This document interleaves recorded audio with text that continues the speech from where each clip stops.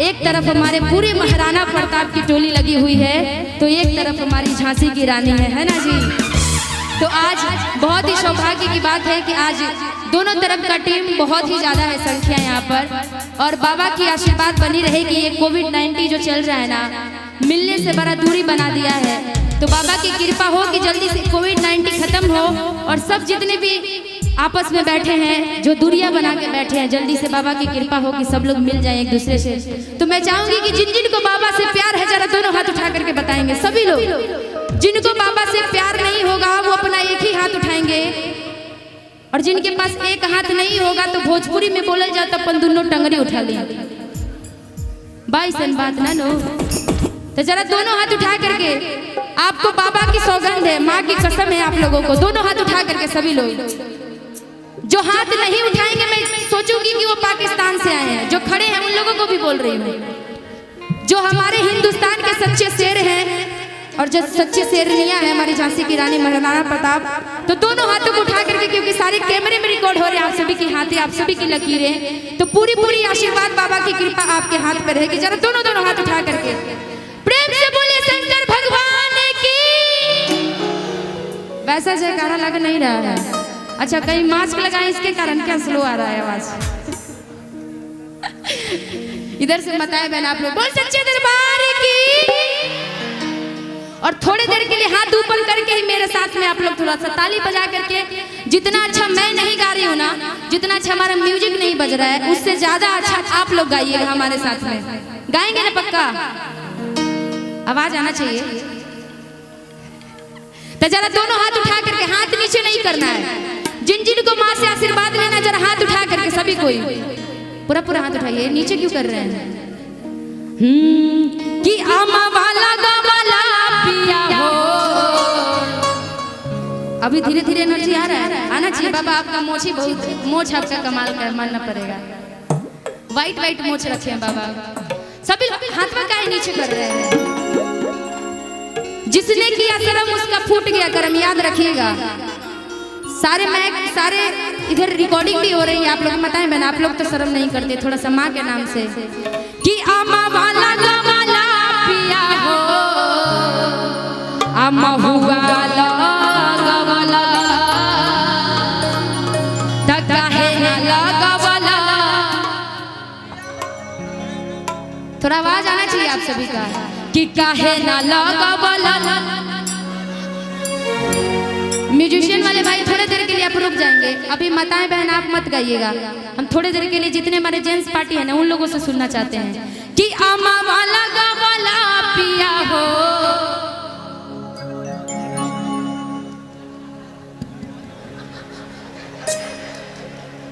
गजब में राइल भूषण है, आप लोग मानना पड़ेगा। किसी को याद ही नहीं है ये गाना? याद है ना? तो थोड़ा गाइए, वरना ये लोग जीत जाएंगे। आप लोग चाहते हैं कि झांसी की रानी जीते, आप लोग हारना चाहते हैं? हाँ, तो थोड़ा सब लोग आवाज आना चाहिए। कि आमा वाला गवाला पिया हो।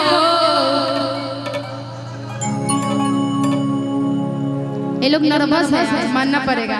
और इधर देखिएगा हमारे माताएं बहन, आप सभी लोग साथ में गाइएगा। कि आमा वाला गवाला पिया हो, आमा हुआ। सुनाई दिया? थोड़ा सा तो देख लीजिए। अच्छा, ये नहीं गाई है, सुनाइए नहीं दे रहा आपका। अब इधर से म्यूजिक टीम आइएगा, सभी लोग साथ में हमारे साथ, पूरी महिलाएं पार्टी जितने भी है, जेंट्स वाले लोग आप लोग रुक जाइएगा। सभी लोग जितने भी हमारे महिलाएं हैं ना, दोनों हाथ ऊपर करके, कैमरा वाले भी इधर करिए, और मेरे साथ में पूरा हाथ आपको उठना चाहिए, किसी का हाथ नीचे नहीं होना चाहिए। सभी लोग हाथ ऊपर उठा करके। कि अम्मा वाला गवाला पिया हो।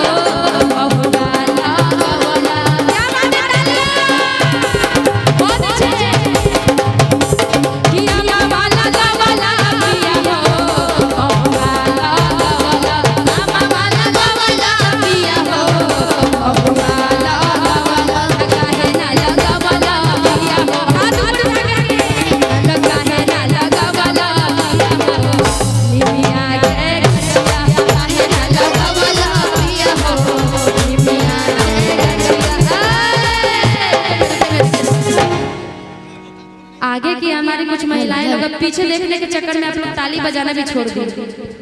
ऐसे मत कीजिए। सभी लोग इतना सारा संख्या हमारे माता महिलाएं बहन कहते हैं कि पीछे तक कहता है लोग कि औरत सबसे पीछे होती है। कौन कहता है कि औरत पीछे है? मिश्रा जी चाहेंगे कि थोड़ा आप स्टेज पर आगे आइए ना, आप दिख नहीं रहे हैं। देखिए हमारे महिलाएं पार्टी में संख्या कितना ज्यादा है और पावर एनर्जी भी कितना ज्यादा है। सभी लोग हाथे उठा करके ताली बजा रहे हैं। और आपके तरफ से जो जेंट्स पार्टी है ना, एक तो ना ताली बजा पा रहे ना गा पा रहे हैं। बताइए आप ही क्या कहा जाएगा? नहीं नहीं निशा जी ऐसी बात नहीं है। ऐसी तो है, मैंने 2 बार 3 बार गवाए, लोग गा ही नहीं पा रहे हैं। आप शायद अंधेरे में देख नहीं पा रही हैं। एक बार आप लोग उठा दीजिए दोनों हाथ, बता दीजिए इनको क्या बात है। अभी भी उतना नहीं उठा जितना हमारी महिलाएं की संख्या। एक बार देखिए कितनी दूर तक बैठी हुई है हमारी पूरी महिलाएं पार्टी। अच्छा, और आपका संख्या भी कम है और पावर एनर्जी भी कम है। बिल्कुल ऐसा, बिल्कुल भी ऐसा नहीं है। ऐसा ठीक ही है, ऐसा ही है।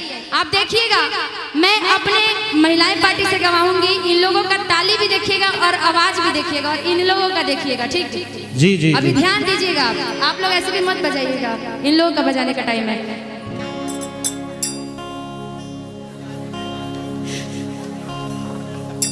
जरा हाथों को उठा करके दोनों हाथों को पूरा पूरा कि आमा वाला गवाला पिया हो, महुआ वाला गवाला, आमा वाला गवाला पिया हो, महुआ वाला गवाला, काहे ना लगवाला पिया हो, काहे ना लगवाला पिया हो, निमिया के गछिया, काहे ना लगवाला पिया हो, निमिया के गछिया, आमा वाला गवाला पिया हो, महुआ वाला गवाला, आमा वाला गवाला पिया हो, महुआ रे काहे ना लगवाला पिया हो, काहे ना लगवाला पिया हो, निमिया के गछिया, काहे ना लगवाला पिया हो, निमिया के गछिया।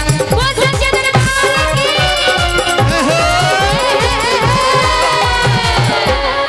नाल वाले भाई, आप हमारे इशारा पर थोड़ा ध्यान दीजिएगा। बहुत बहुत धन्यवाद है जितनी भी हमारे महिलाएं पार्टी है। अब मैं चाहूंगी कि आपकी टीम की पार्टी का देखा जाए। बिल्कुल देखा जाए। एक बार उठा ले दोनों हाथ आप लोग। क्या बात है, आज दिखा देना है निशा जी को कि हम झारखंडियों में कितना पावर है ना। बाबा भोलेनाथ के भक्त हैं। उठाइए सभी को दोनों हाथ। पूरा पूरा, किसी का हाथ नीचे नहीं होना चाहिए। ये बात, और जो नीचे होगा हम समझेंगे वो स्टेज के पीछे होगा। क्या बात है। तो जरा पूरा पूरा हाथ उठा करके, क्योंकि आप लोगों ने अभी देखा है हमारे महिलाएं पार्टी का, घर पे ही वो लोग नवरात्र भी भूखी होंगी, खाना भी बनाती हैं, बर्तन भी धोती हैं, झाड़ू पोछा भी लगाती है, इतनी कामें करती है, फिर भी ये लोग जयकारा भी लगाया, ताली भी लगाया और हमारे साथ गाए भी। और इधर से हम देखना चाहते हैं कि आप लोग में कितना एनर्जी। पूरा पूरा हाथ उठा करके, अब कैमरे वाले भैया आप लोग भी ऐसे ही चढ़ाइएगा, जेंट्स पार्टी और लेडीज पार्टी। अब इधर करिए कैमरा अपना, इधर करिए।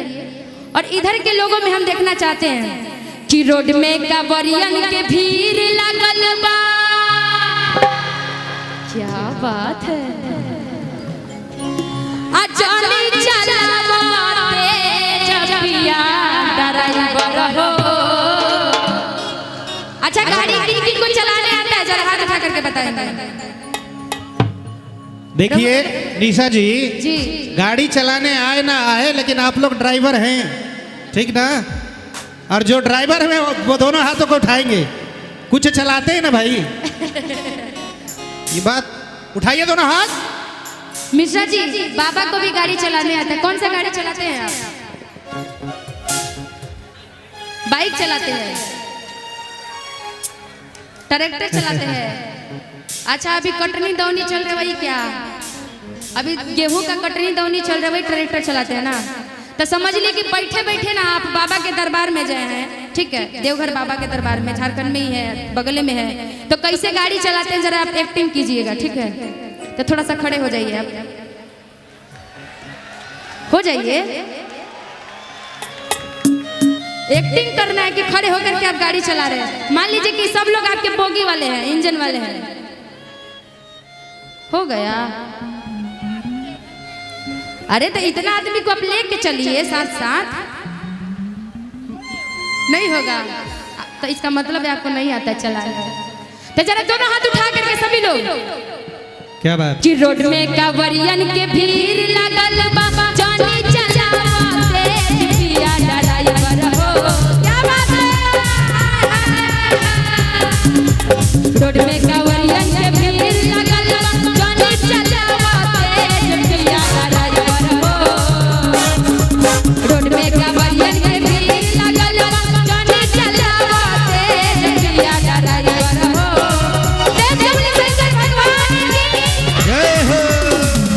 कि पिया ड्राइवर हो कि सैया ड्राइवर हो।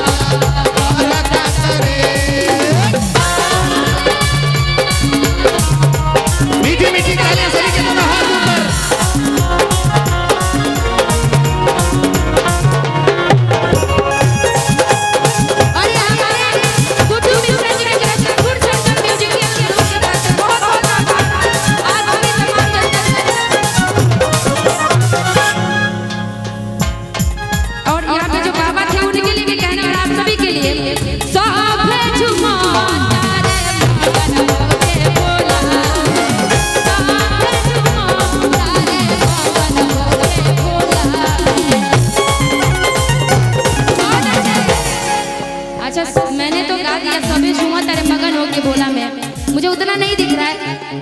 अच्छा मैं चाहूंगी कि अंकेश एंटरटेनमेंट वाले थोड़ा सा इधर करेंगे, बैठ करके कैसे झूमा जाता है जरा आप लोग दिखाएंगे। झूम बैठ करके कैसे झूमल जाला तनी सु कि साफे झूमा